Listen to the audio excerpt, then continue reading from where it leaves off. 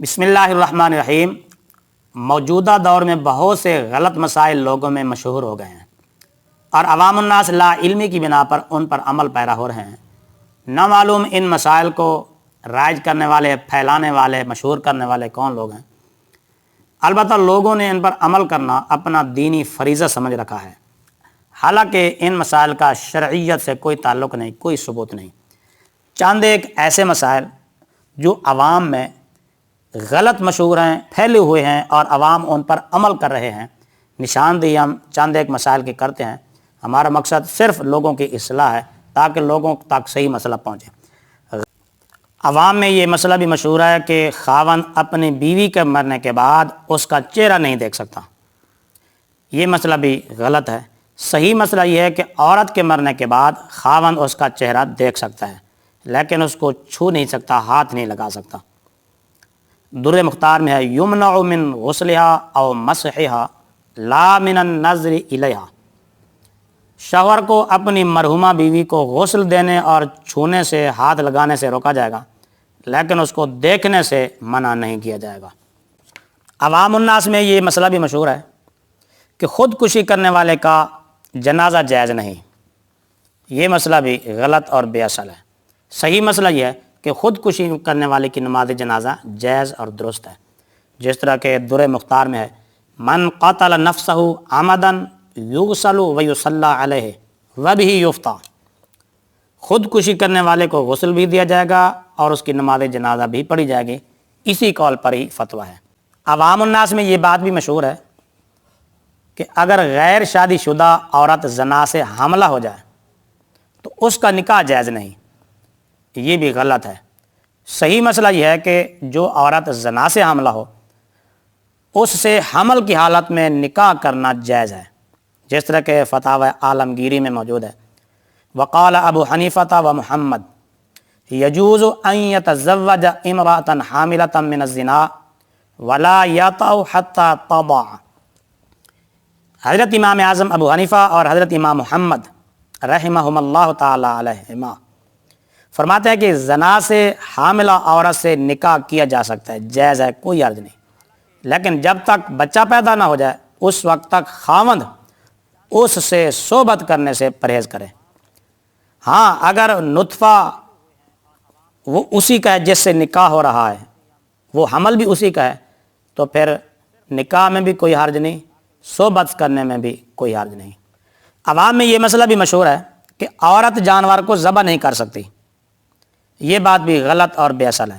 صحیح مسئلہ یہ ہے کہ عورت اگر ذبح کرنا جانتی ہے تو اس کا ذبیحہ بھی بلا کراہت جائز ہے، جس طرح کہ در مختار میں ہے بشرط کون الذابح مسلما او کتابیا فتحل ذبیحتها ولو الذابح مجنونا او امراتا او صبیا یعقل التسمیہ والذبح، کہ ذبح کرنے والے کے لیے مسلمان ہونا یا اہل کتاب ہونا شرط ہے، بس ان کا ذبیحہ حلال ہے، اگرچہ ذبح کرنے والا مجنون ہو یا عورت ہو یا نابالغ بچہ ہو، بشرط ہے کہ وہ بسم اللہ کہنا اور ذبح کرنا جانتے ہوں۔ تو لہذا عورت کا ذبیحہ بھی جائز اور بلا کراہت درست ہے۔ لوگوں میں یہ بات بھی مشہور ہے کہ نابالغ بچہ ذبح نہیں کر سکتا، تو یہ بھی غلط ہے، بے بنیاد ہے۔ صحیح مسئلہ یہ ہے کہ ذبح کرنے کے لیے بالغ ہونا شرط نہیں۔ فقہ کی مشہور کتاب در مختار میں ہے کہ ولو ذابح مجنونا او امراتا او صبیہ، ذبح کرنے والا مجنون ہو یا عورت ہو یا بچہ ہو، یا عقل التسمیۃ والذبح، بسم اللہ کہنا جانتا ہو، ذبح کرنا جانتا ہو، تو بلا کراہت ان کا ذبیحہ حلال اور جائز ہے، لہذا نابالغ بچہ بھی ذبح کر سکتا ہے۔ عوام میں یہ مسئلہ بڑا مشہور ہے کہ جس چھری میں 3 کیلیں نہ ہوں اور لکڑی کا دستہ نہ ہو اس چھری سے جانور ذبح کرنا جائز نہیں۔ یہ مسئلہ بھی قطعی طور پر بے بنیاد اور غلط ہے۔ صحیح مسئلہ یہ ہے کہ ہر چھری سے اور ہر دھاری دار چیز سے جانور کو ذبح کرنا جائز اور درست ہے۔ لوگوں میں یہ بات بھی مشہور ہے جی خصی جانور کی قربانی جائز نہیں، یہ بھی غلط اور بے بنیاد ہے۔ عذر و شرع خصی جانور کی قربانی نہ صرف جائز بلکہ افضل ہے، کہ نبی پاک صلی اللہ علیہ وسلم نے خود خصی جانور کی قربانی کی ہے، 2 مینڈے خصی، چت کبرے، سینگوں والے۔ ابو داؤد میں حدیث پاک موجود ہے۔ عوام الناس میں یہ مسئلہ بھی مشہور ہے کہ عقیقے کا گوشت بچے کے ماں باپ، دادا دادی، نانا نانی نہیں کھا سکتے۔ یہ مسئلہ بھی بالکل غلط ہے۔ صحیح مسئلہ یہ ہے کہ عقیقے کا گوشت سب افراد کھا سکتے ہیں، بچے کے ماں باپ بھی کھا سکتے ہیں، دادی دادا بھی کھا سکتے ہیں، نانی نانا بھی کھا سکتے ہیں، سب عزیز و اقارب دوست احباب کھا سکتے ہیں، شریعت میں اس کی کوئی ممانعت نہیں ہے۔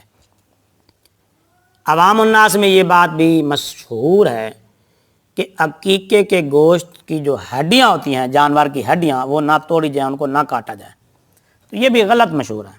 صحیح یہ ہے کہ جس طرح دیگر جانوروں کی ہڈیاں کاٹی جا سکتی ہیں، قربانی کے جانور کی ہڈیاں کاٹی جا سکتی ہیں، عقیقے کے جانور کی ہڈیاں بھی کاٹی جا سکتی ہیں، کوئی حرج نہیں، اور ان کے کاٹنے توڑنے سے بچے کی صحت پر کوئی اثر نہیں پڑتا۔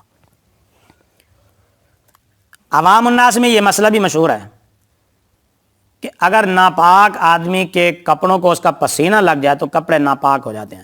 یہ مسئلہ بھی غلط ہے۔ صحیح مسئلہ یہ ہے کہ کپڑے ناپاک نہیں ہوتے، بلکہ اسی طرح ہی پاک رہتے ہیں جس طرح کہ ناپاک آدمی کا جھوٹا اور لعاب پاک ہے، اسی طرح اس کا پسینہ بھی پاک ہے، تو لہذا پسینہ لگنے سے کپڑے ناپاک نہیں ہوتے۔ اور دور مختار میں یہ مسئلہ صراحتاً موجود ہے کہ آدمی کا جھوٹا پانی جو ہے وہ پاک ہوتا ہے، اگرچہ وہ جنبی ہو یا کافر ہو۔ پسینے کا بھی وہی حکم ہے جو اس کے پانی کا حکم ہے، یعنی جھوٹے کا حکم ہے۔ تو لہذا جب اس کا پسینہ پاک ہے تو کپڑے پاک ہی ہوں گے۔ عوام الناس میں یہ بات مشہور ہے کہ کتب کی طرف پاؤں پھیلا کر لیٹنا نہیں جائز، اور کتب کی جانب پاؤں نہیں پھیلانے چاہیے، اور اس سے گناہ ہوتا ہے۔ یہ مسئلہ بھی غلط ہے، بے بنیاد ہے، اس کی کوئی حقیقت نہیں۔ صحیح مسئلہ یہ ہے کہ کتب کی طرف پاؤں پھیلانے میں کوئی ممانعت نہیں ہے۔ آج کل اکثر عورتیں اپنے پیر سے پردہ نہیں کرتی اور کہتے ہیں کہ پیر باپ کی طرح ہوتا ہے، لہذا اس سے پردہ کرنا ضروری نہیں۔ یہ بات بھی غلط اور بے اصل ہے۔ صحیح مسئلہ یہ ہے کہ پیر اگر غیر محرم ہے تو اس سے بھی پردہ کرنا نہایت ضروری۔ اگر کوئی عورت غیر محرم پیر کے سامنے بغیر پردے کے آئے گی تو سخت گناہ گار ہوگی۔ آج کل کئی عامل قسم کے لوگ قرآن سے فال نکالتے ہیں، حالانکہ صحیح مسئلہ یہ ہے کہ قرآن کریم سے فال نکالنا ناجائز اور مکروہ ہے۔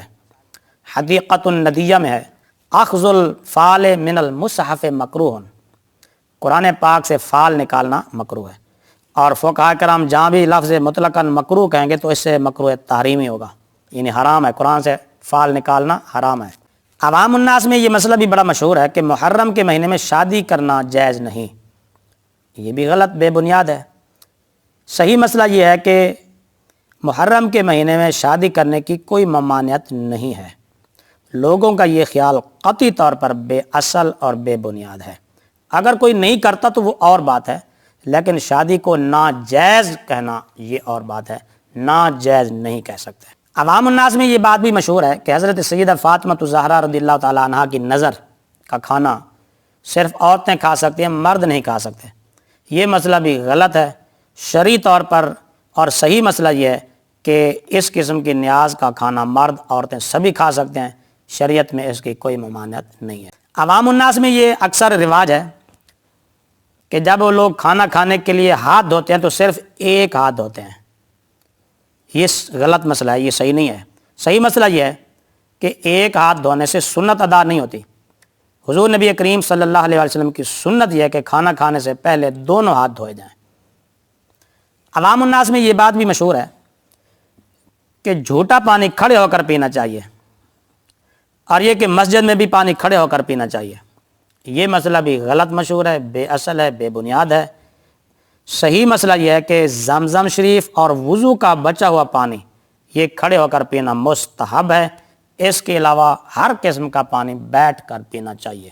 آج کل اکثر لوگ بزرگان دین، مثال کے طور پر حضرت غوث پاک رضی اللہ تعالیٰ عنہ، حضرت بابا فرید الدین گنج شکر، حضرت سلطان باہو، حضرت پیر میر علی شاہ رحمۃ اللہ تعالیٰ علیہم اجمعین وغیرہ کی تصویریں برکت کے لیے اپنے گھروں میں رکھتے ہیں، حالانکہ شرعیت کی روح سے جانداروں کی تصویروں کا گھروں میں رکھنا ناجائز اور حرام ہے، اور حدیث پاک کے مطابق ایسے گھروں میں رحمت کے فرشتے نہیں آتے۔